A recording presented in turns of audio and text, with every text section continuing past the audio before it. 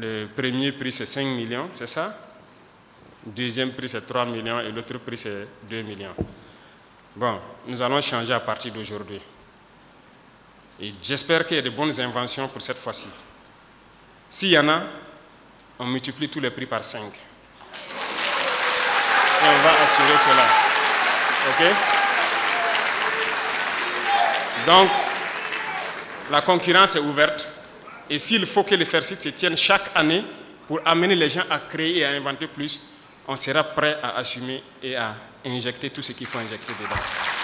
Ce sont là les mots du président du Faso à l'endroit des chercheurs, inventeurs et innovateurs pour marquer son intérêt et ses attentes vis-à-vis de ce maillon de la société burkinabé. Les intentions du chef de l'État sont dévoilées et le ton de la 15e édition du FERCIT, Forum national de la recherche scientifique et des innovations technologiques, est donné.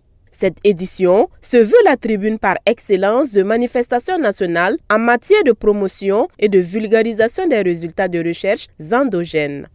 Nous sommes conscients qu'il est désormais attendu que nous apportions des solutions claires et structurantes aux défis de développement de nos populations. C'est pourquoi, face à une volonté affirmée des plus hautes autorités d'amorcer une industrialisation du Burkina Faso, la recherche et l'innovation pouvaient-elles se mettre en marge de cette vision? Absolument non. Cette 15e édition se veut une édition de rupture. Le FERCIT devra désormais être cette interface crédible où la science et la technologie se mettent au service de la société à travers des résultats de recherche concrets, endogènes et immédiatement utilisables. Pays invité d'honneur à cette édition, le Mali n'a pas manqué de souligner l'importance de mettre la recherche au cœur de toute activité de développement. En plus de l'espace commun que les deux pays partagent, les défis sont aussi similaires, donc il est autant plus que nécessaire de mettre en synergie les actions.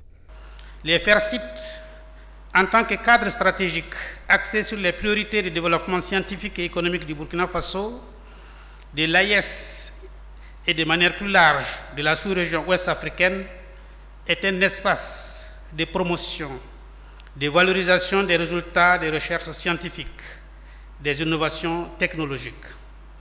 La délégation malienne ne ménagera aucun effort pour y apporter les contributions nécessaires.